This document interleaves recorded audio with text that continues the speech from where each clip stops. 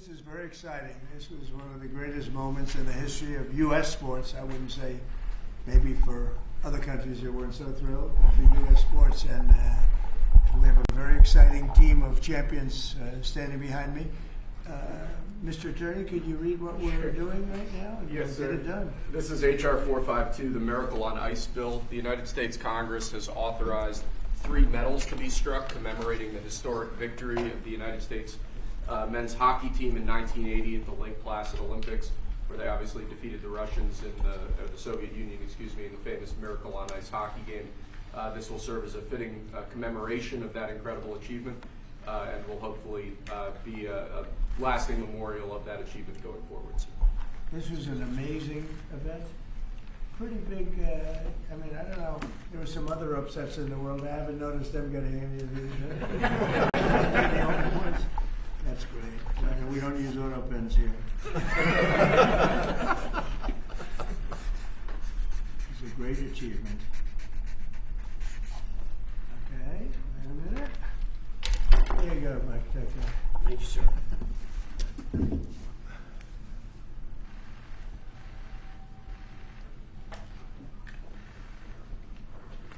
So great, right? Most of these people are too young to remember that. Real sports fans know it. Thank you very much. It's a great honor to have the media too. We're delighted to be joined today by true legends of American sports history, the heroes for the entire nation, the 1980 U.S. Olympic ice hockey team. This was one of the biggest moments that I've ever seen in sports, and I like sports. These are the men who gave us one of the most storied athletic wins of all time. It's called the Miracle on Ice, and I guess that's what it was. We're with us today by players like Jim Gregg, Steve Janicek, Bill Baker, Dave Christian, Ken Morrow, Jack O'Callahan, Mike Ramsey, Neil Bratt, Mike Urizioni, Rob McClanahan, Buzz Schneider, Dave Silk, Phil Bricoda, and numerous others. And what I'd love to do, you know, when you have all of these media people, it's a nice, slow afternoon. Nothing's too slow around here. I think we just did a very good job with Thailand and Cambodia. We had them stopped, and I've been saying they stopped 8 wars, but they started shooting at each other 2 days ago. It wasn't good. And we got it, I think, straightened out today. So Thailand and Cambodia is in good shape.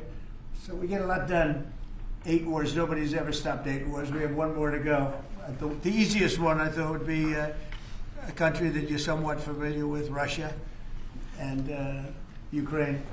But a lot of progress is being made even there. Could I ask you to just say your name? And if you have anything to say, you could say that also. And then we'll get on with reading some of the stats. Yeah, my name is Ryan Suter. I'm here representing my dad, Bob, who passed away.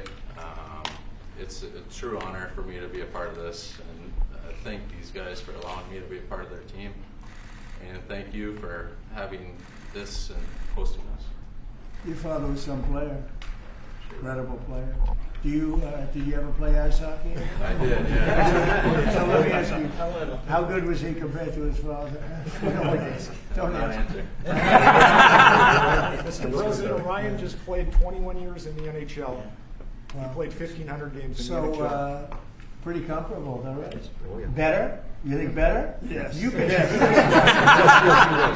His dad was I've tougher. heard he might be better. Dad was tougher, you're right. Dad was tougher. But you got good genetics. You had a great career. How long did you play? I played 21 years. Wow. Yeah. Well, you look pretty good for a guy who played 21 years. That's a rough business. Congratulations, Thank and you. Great father. Thank you very Great much. father. Please. I'm Taria Lewis, and I'm here representing my dad, Mark Pavlich.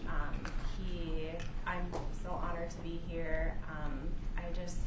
I'm at a loss for words, to be honest. Like, I can't believe this is real. And I want to say to you, President Trump, I know so many people from Duluth, Minnesota that love you. And thank you. Thank you for having us here. Thank you. So, yeah, And you had a great father, thank you so a much. great player. So amazing. Thank you very much. Very serious. Thank you very much. Thank you for being here. Please, go ahead. I'm Ken Morrow. Yeah. An honor to meet you, Mr. President. Yeah. What a great win for our country. And if people don't remember, that's where the USA chant started in Lake Placid. That's right. Yeah. I tried to take credit for that. you had to bring that up, didn't you? That's the end of that. That's all right. Thank you very much.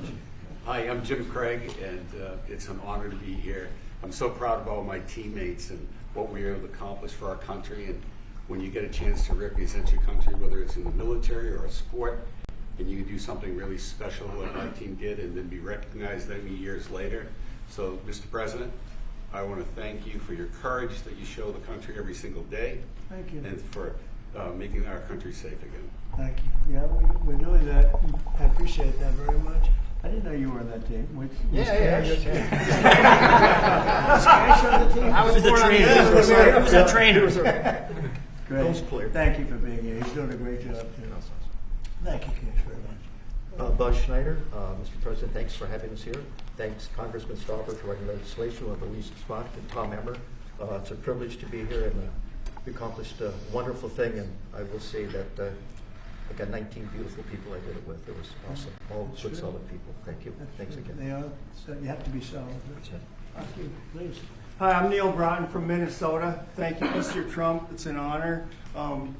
You're celebrating us, and I can't believe I'm even here. It's an amazing office. It's unbelievable. Everybody that comes here, the biggest people in the world, they come into this place and they go, wow, it's the Oval Office. It's the most important office anywhere in the world, not even close. Thank you very much. Mr. President, Michael Ruzioni, on behalf of the team, we have a replica hat that we wore at the opening ceremonies in Lake Placid. Thank you. We'd like you to have that. And more importantly, I don't think words can explain how proud we are for what you've done for our team. Thank you. Thank you very much. Let's see, what do I do with that strap? There you go. Now we can take a picture. Yes, you got to take a picture. Remember a certain governor in Massachusetts when they put that helmet on? That was not good. Michael did practice. Yep. They put that helmet on. That was the end of his political career. But the honor that you bestowed upon our team, something that's incredible. Thank you very much. Thank you. Well, I feel it. Thank you. Mr. President, hello, I'm Jack O'Callahan from Charlestown, Mass. And I grew up on the battlefield of where the Battle of Bunker Hill was fought. And that's where it all started. And thank you so much for having us here. We're a bunch of proud Americans, and we're thrilled to be in your presence, sir. Thank you very much. I'm thrilled to be with you guys. Winners, champions. Mr. President, my name is Dave Silk, and like Jack said, I'm a proud American. Thank you for having us here, and thank you to all that put this on for us. Thank you. I'm honored to be here. Thank you, fellas. It's really nice. Thank you. Mr. President, Bill Baker. I'm from Minnesota. I know that right now that doesn't ring very well. Hopefully we can get that turned around. Do we have Somalians in the any Somalians in the team? I don't think so. Ilyan Omar. The pride we felt in 1980 was incredible, and we are starting to feel that again thanks to your leadership. Thank you very much. Well, you know, Minnesota's a great place, and this is a great leader right here from Sure is. Minnesota. He loves it. Not happy with what's going on up there, and I think you'll take care of that situation. We're all with you. With your help. Thank you. No, you have my help. What's happening up there is a disgrace. It's a disgrace. Billions of dollars have been stolen. Billions sent back to Somalia. And Tom can solve that problem better than anybody. And you have the go-ahead, right? Yes, sir. Thank you very much. Thank you. What do you think of this team? This is the team that set the whole tone for this country back in 1980. It was the beginning of the great comeback, which, by the way, Donald J. Trump was the next beginning of the great comeback. So it's perfect that it's both you and this great team from 1980. Thank you, Tom. You're doing a fantastic job. Really a great leader. We appreciate it, friend. And Jackie is a great spouse. Remember, that's what they... That's right. That's true. That's what I heard. Yeah. And Elise, everybody knows Elise. She's doing phenomenally well. A really tremendous congresswoman, and she's running for a little position called governor of New York, and she's got a hell of a shot at it. That's all I can see. I see polls that look very good, and we we could use you in New York. She's got a little competition and with a very good Republican, but she's a great Republican. So we'll see what happens, but at least it's respected by everybody, and we appreciate it. Thank you. So much, Mr. President. And as the representative for Lake Placid, this is so meaningful to my constituents. And we are home of the Miracle on Ice, and it's wonderful to be here with these teammates who just stood so proudly for Team USA. Thank you. Thank you, Elise. Thank you. Please. My name is Dan Brooks. I'm the son of Coach Herb Brooks. It's an honor to be here, Mr. President. My dad, he believed. He believed in the American hockey player. He believed in his country. He loved this team. He loved his country. I wish he was here, but it's an honor for me to represent him. So thank you for having me. Well, your father was a great guy. I knew him a little bit, and he was an amazing coach. What he did was just incredible. He was tough, but fair. He was tough? Was he tough on you? Yeah. I lived with him for 20 years. But good. I was saying, my father was tough too. My father was tough, but good. Yeah. All right? They were good people. Thank you very much. It was an honor to be his son. Thank you very much. Thank you. Yep. He'd be very proud of you right now. Robert Flanagan from Minnesota. I'm just echoing everybody else's words. It's an honor to be here, and it's an honor to be a teammate of this great team. It's all about we, and we're great teammates. Yeah. That was really a perfect case of it. Yep. That team was a perfect case. Please. I'm honored to be here. I'm representing my brother Mark, who died in 2024. I know he's looking down with a big smile on his face. Great player. Yeah, and I'm sure I am honored, and I know he would be too. Thank you very much. Thank you. Mr. Trump, Dave Christian from Laurel, Minnesota, Hockeytown, USA. Is it still? Is it? It still is. But it's a privilege and an honor to be here with the greatest teammates anyone could have. Thank you. Well stated. Great honor. Great job. Mr. President, Mike Ramsey. I'm also from Minnesota, and Minneapolis. It's not Hockeytown, Minnesota. It's an honor to be here with my teammates and you. This is awesome. That's great. Thank you. Great to have you. Thank you very much. Mr. President, Steve Januzak, also from Minnesota, White Bear Lake, Minnesota. Right. It's not as big as it sounds. I backed up Jimmy Craig, and I want to thank all you guys for the job that you did. Pleasure to be a part of this team. Luckiest guy in this team. Yeah. Jimmy Craig was pretty good, right? I know goaltending, and he did an awesome job. Yeah. Pretty good. Yeah. That's great. Thank you very much. Thank Great you, honor. sir. Thank you. Wow, I didn't know he had to talk. What do you think, Phil? I'm speechless, of course, but I'm Phil Burkota, originally from Duluth, Minnesota, and certainly, like all the other gentlemen here, we're having a wonderful, wonderful day, and just seeing the history of Washington, D.C., and the invitation and the award is beyond what I could imagine. Well, it's an honor, and so many people from Minnesota. It's something. Huh? Good hockey blood, huh? Oh yeah. Yeah, so many people. A lot of the team. Congratulations. And Minnesota's going to be back, right? Better be. Going to be back.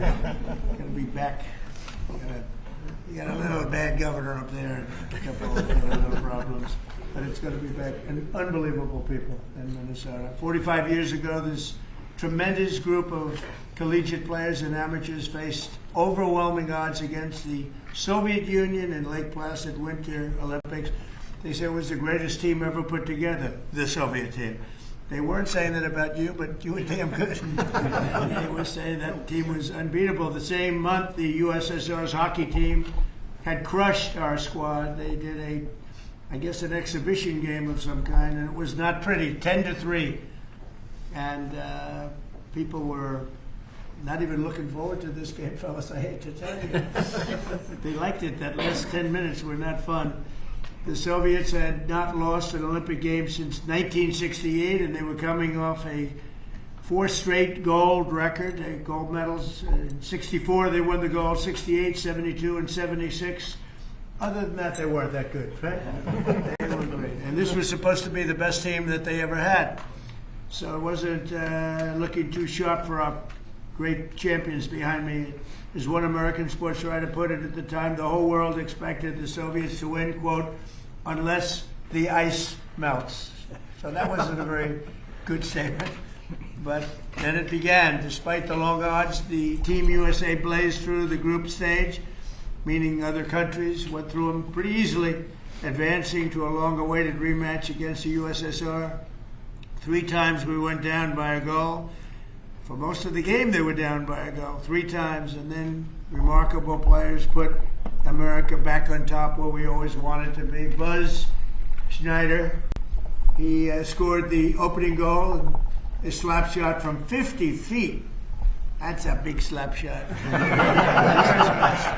That's a hell of a big. How the hell did that happen? Was there a goal? I thought they had a good goal. They did have a good goalie. The pass came across the ice. I caught it going the other way. And Just happened, right? Yep, shot his Miracle, legs. they call it. Remember that? I'm not sure. That's a long one. Yep. That does Good one, though. how often does a 50-foot shot go in? Not too much, huh? That one. Well, you have a little extra power. You're strong. You were a strong guy. That's something. That puck was hit. We have a puck here. Does this mean anything, or is this something they just gave us? I gave the FCI hockey pucks to the well, team. that's good. I'll put it here on top of a piece of gold.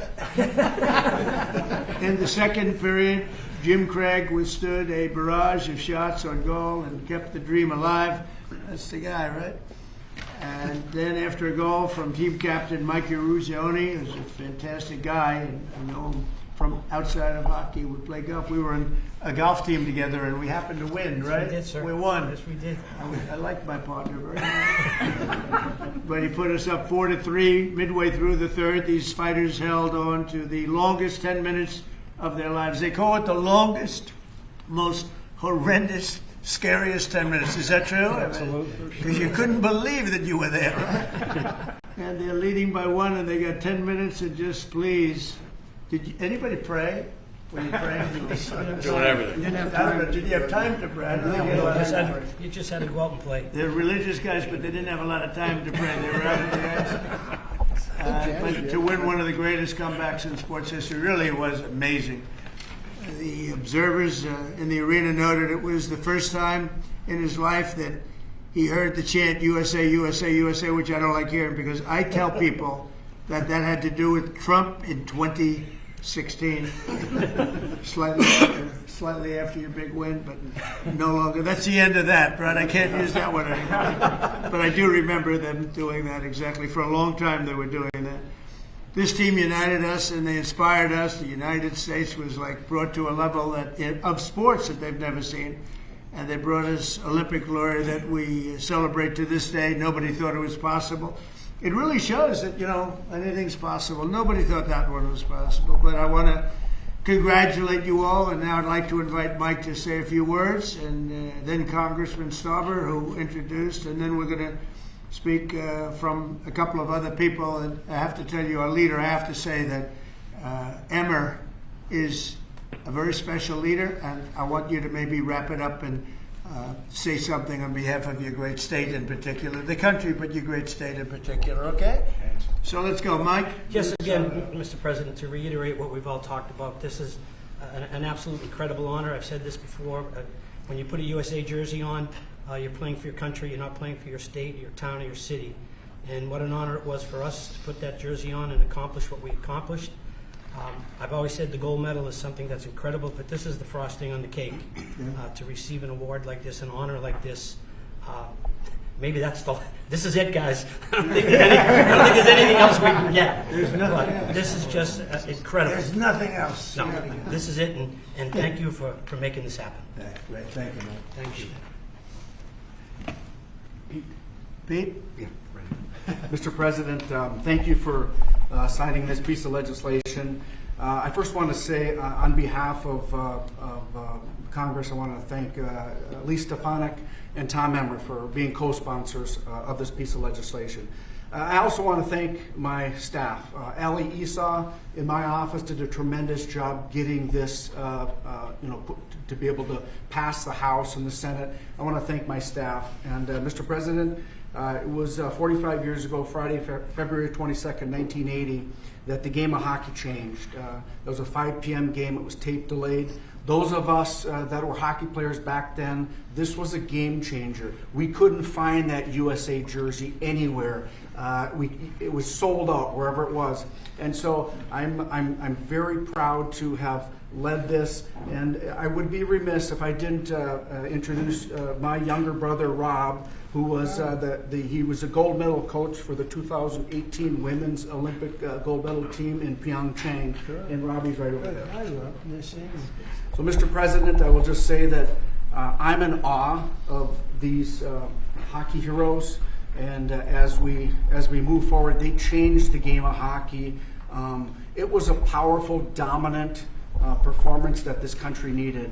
They beat the powerhouse Soviets, and as you know, you're continuing to do that today, and this was a great start of it. And for me, I'm very just privileged and proud to stand with these Olympic heroes that literally changed a nation and gave us the strength that we needed at the time our nation needed it. And to know these men here, they're humble, the humility is through the roof. And I just want to thank you for signing this. This means a lot to me personally, but it means more to the team. When I talked to them this afternoon, this was as Mike just said, it's the cherry on top of what they did for this country. And thank you for signing it. And I appreciate it. Well, we love it, and he was a really great hockey player too. So let me ask you a question: was your brother in this category of hockey player, or slightly less? You want to answer that? he was smart. He was better than I. He was better than me. Robbie was a goaltender in the National Hockey League as well. So wow, that's pretty good. He was much better than me. That's a lot of good genetics in this whole thing. But you were a hell of a player too. Thank you, Mr. President. Thank you, Pete. So, We're gonna, Mr. President, we would like to do one more thing. Oh, sure. Take a photo with our hats off. Yes. Okay, let's go.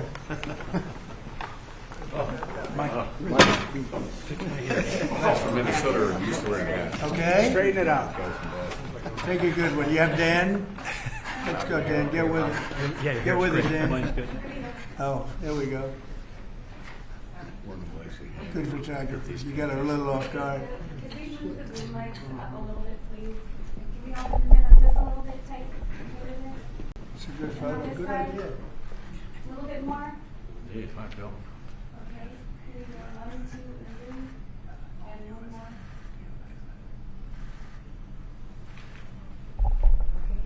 more. So we're going to finish up with Tom Emmer, and he's been just a fantastic congressman, leader, person from Minnesota. Loves that state. Boy, do you love that state, and they love you equally as much. Please. Thank you, Mr. President. First, I got to thank Pete Stauber as he's talking about humility. Pete Stauber actually was in the White House as a national championship captain of a national championship hockey team back in the 1980s. It's not bad. This runs in the blood in Minnesota. This runs in our blood in Minnesota, but it's not about Minnesota, even though I will point out most of the guys are from Minnesota, but that's not the point. It doesn't matter if it's Massachusetts, Minnesota, Michigan, Wisconsin, wherever players came from back then, they were all Americans. That's what mattered, and they were an inspiration. And you know what it means to my state? It shows us that no matter how bad it gets, there's always a way to succeed if you're willing to try. And I think Mike Eruzione said it earlier. If you think you're going to lose, you're probably not going to win. Right. If you think you're going to compete and you're going to give it everything you got, these men who are standing here and their colleagues who are not here, God bless them, those who couldn't be here and those who have departed, they reached the ultimate peak. And when they did it, as Pete pointed out, they lifted an entire country out of the ditch and set us off to an amazing several decades that followed. And it's not much unlike the 47th President of the United States. So I think it's entirely appropriate that you're doing this for these men. You're really doing it for the country. And God bless you, because Minnesota, I think, is going to experience a comeback because of you. They're going to do it. Minnesota's going to come back. No, I'm so impressed that so many of these champions come from Minnesota. It's amazing. It's a great place. Thank you very much. We engineered it. One of the best players for football. It starts again. Well, thank you very much. Any questions for the, let's go to the players first, if you could. Thank you, Mr. President. First of all, it's a great honor to be in the room with all of you. I remember this game, and it had a huge impact on me. You're heroes of mine, and it's really an honor to be in this room. Mike Eruzione, I have to ask you a question. What did it mean? I realize it was the semifinal game, but what did it mean to you at the time to beat the Soviets, to beat the Soviet Union? Well, at the time, it gave us an opportunity to play for a gold medal. People always talk about the Soviet game, and I know how important the Soviet game was from a political standpoint. We didn't know it at the time, we knew it after. But if we don't beat Finland, we're not having this conversation today. We're not here. As great as the Soviet victory was, and it was an incredible victory, but if we lose to Finland, it would have been, God, if you only could have beat Finland. What was the score? 4-2. We were losing 2-1 going into the third period. That would have been a downer. So we're not having this conversation.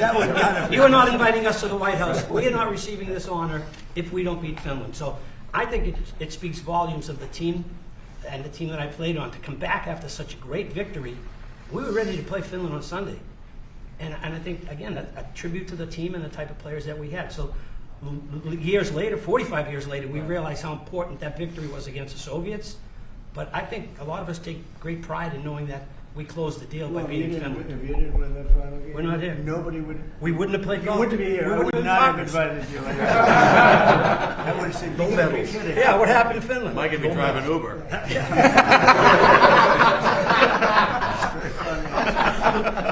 Mr. President, But you did win. What's the lesson for Ukraine from this win from 45 years ago when you defeated Russian team against all odds? Well, it's a similar situation, isn't it? Let's see what happens. We're working on seeing if we can make a deal right now. We're gonna see. We'll soon know, I guess. We're gonna see a lot of death. Last month, fellas, 25,000 soldiers were killed in Ukraine and Russia. 45,000. Can you imagine that? It's ridiculous. Maybe we should send our team. Mr. President, For are you Mike guys if I could, you guys were a team of amateurs. What do you think about the NIL, the deals that are being made with players, and they're hopping around schools? What do you think about it? I'll get your thoughts on that. My thoughts are, I don't like it. I don't like the NIL. I don't like the portal. But that's the state of college sports today, and we have no control over that. I don't like it, and a lot of people that I've spoken to don't like it either. But we have no say. Well, I think we maybe do have a say. I think that it's a disaster for college sports. I think it's a disaster for the Olympics because, we're losing a lot of teams. The colleges are cutting a lot of they would call them sort of the lesser sports, and they're losing them like at numbers nobody can believe. And they were really training grounds, beautiful training grounds, hard-working, wonderful young people. They were training grounds for the Olympics. And a lot of these sports that were training so well would win gold medals because of it. Those sports don't exist because they're putting all their money into football. And, by the way, they're putting too much money into football because colleges don't make, even the most successful universities don't make that much money. And you can't pay a quarterback $14 million to come out of high school. They don't even know he's going to be a very good player. I mean, they've tried a couple of times. $14 and $12 million. And a couple of deals like that, and the most successful colleges are losing money. And I think the NIL is a disaster for sports. It's horrible for the Olympics. And I think it's actually horrible for the players. And you're losing all of these great sports. They're not college football. Even basketball is being affected. Basketball second. But even basketball is being affected. They're putting all of their money in, and I know something about it. They will not be able to stop. You're going to have a college president. I'm telling you, sir, if we give a guard $7 million, we're going to win the national championship, and they'll give them $7 and they won't win it. And even if they do win it, colleges cannot afford to be paying the kind of salaries that you're hearing about. And frankly, if you didn't have a very strong salary cap in sports, and even then, in professional sports, they'd all be out of business, everyone. You're going to have these colleges wipe themselves out. And something ought to be done, and I'm willing to put the federal government behind it. But if it's not done fast, you're going to wipe out colleges. They're going to get wiped out, including ones that do well in football. They can't pay $12 million, $14 million, $10 million, $6 million for players. They won't be able to stop. There'll always be that one player. If they only have that player, they're going to win the national championship. And they'll have 100 colleges thinking the same thing. Colleges cannot afford to play this game. And it's a very bad thing that's happening. Mr. President, you talked about the Soviet Union, and I also want to ask about another country that you're targeting, which of course is Venezuela. Do you intend on seizing more oil assets from Venezuela and Well, I other wouldn't tankers? tell you that. I mean, it wouldn't be very smart for me to tell you that. You know, we're supposed to be a little bit secretive. You're a very big time reporter, and I don't think I want to tell a big time reporter or a small time reporter that. But we are knocking out drugs at levels that nobody's ever seen before. We knocked out 96% of the drugs coming in by water, and nobody can figure out who the 4%. I wouldn't want to be the 4% either, but 96% of the drugs coming in by water. Every one of those boats you see get shot down, you just saved 25,000 American lives. But we knocked out 96% of the drugs coming in by water. And now we're starting by land, and by land is a lot easier. And that's going to start happening. And we're not going to have people destroying our youth, destroying our families. Thinking about youth, everybody. You ever see a family with the fentanyl or cocaine? Colombia has at least 3 cocaine factories. That's a different country. We're not happy about it, but we're stopping it. And we've stopped it now on water. You don't even find boats on water. You don't even see fishing boats on water. You want to go fishing in that area? Does anybody want to go fishing in that area? I don't think so. So I just want to say this. We have now a strong border. A year and a half ago, we had millions of people pouring through. Now we have nobody coming in through our border. And we have a strong country. We have a country that's respecting it. We're going to keep it that way. And we're not going to let people kill 300,000 people a year with drugs. Mr. President, one more follow-up question. Yeah, Mr. please. President. Fraud that you've been pointing out, talking about in Minnesota specifically. There have been some reports resurfacing and circulating, even by your own administration, alleging Ilhan Omar's marriage to her brother. And this would be a fraudulent situation if there, in fact, is found to be fraud in a situation like that. Would you like to see her denaturalized or others who have similarly committed? Well, I think she's very bad for our country. All she does is complain, complain, complain. She comes out of a country where they have no government, they have no military, they have no police, they got no nothing. They don't have a country, and they run around killing each other. And then she comes over here. She tells the United States of America how it should be run. We don't want to hear from her. I don't want to hear from her. I don't want to speak for Emmer, but I don't think Emmer particularly wants to hear. But don't say it because I don't want to get you in trouble, okay? Just be nice and easy, all right? I'll do it for you, but that part I'll do. But I just want to say that Mr. President, there's nothing worse than a person that comes in and does nothing but bitch and comes from a place where she shouldn't be telling us what to do. She shouldn't be telling us, and everybody agrees with me. And what's happening in Minnesota with Somalia, where billions of dollars is being stolen, right, like candy from a baby, we're not going to let that go on. And it's too great a state to have that happening. And guys like Tom Emmer and others, Pete Stauber, guys like them, they're going to stop it. And they're going to be given the authority to stop it. Because this country's not going to put up with it. Mr. President, do you plan to withhold funding? You've talked about land strikes happening soon. Is there anything at this point that can prevent that? And is the objective, if you make that decision, well, I don't want to say that, but it's not only land strikes on Venezuela. It's land strikes on horrible people that are bringing in drugs and killing our people. You know, if we were in a war and we lost 300,000 people in a year, because that's what the real number is. It's not 100. You know, you keep hearing 100. And it's a lot worse than that because the families are devastated when they lose their child. If we were in a war, we lost 200,000 or 300,000, but I think it's more than 300,000. And that's a war that's like a war that would be unparalleled. Nobody's ever seen anything like that. And that's what's happening. So it doesn't necessarily have to be in Venezuela. It's people that are bringing in drugs to our country are targets. At the end of this year, those extended Obamacare subsidies expired.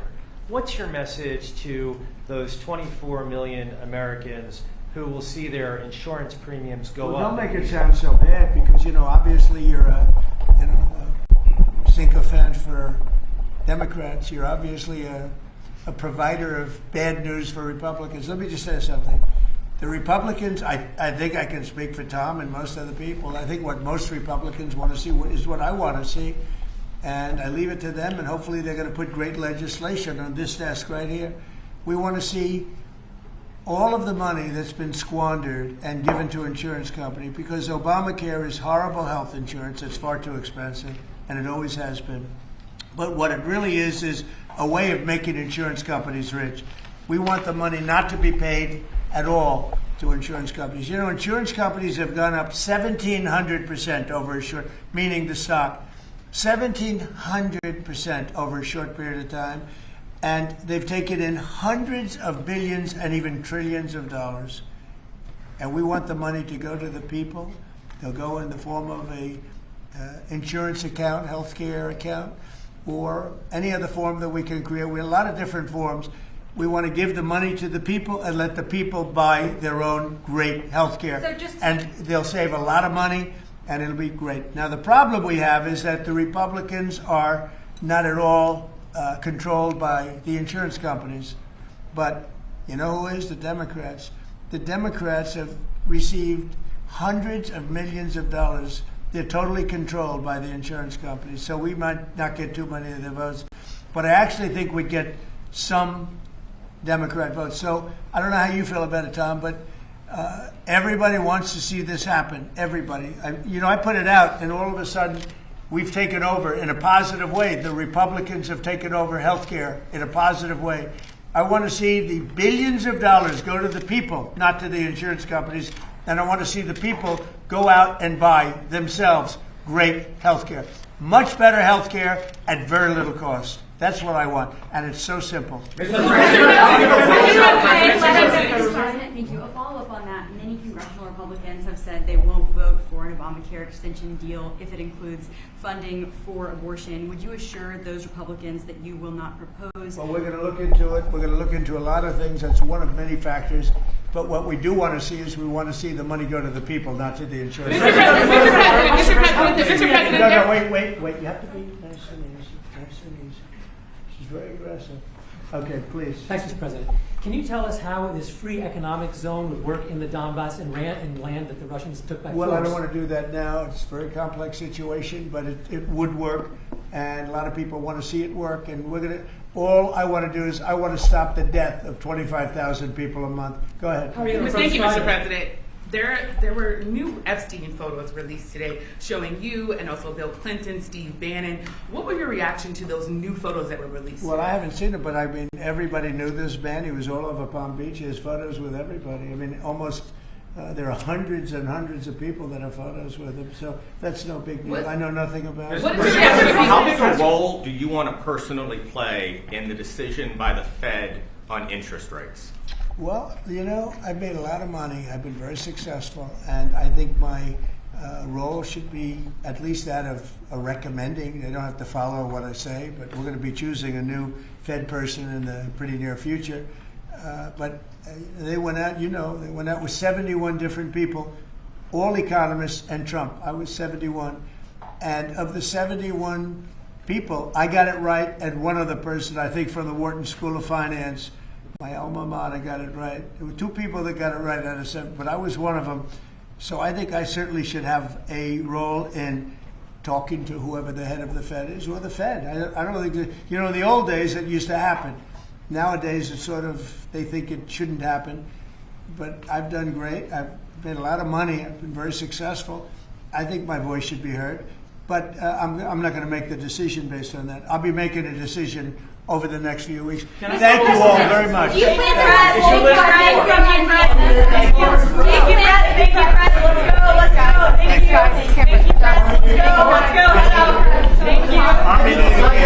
If you join tomorrow's Social Care,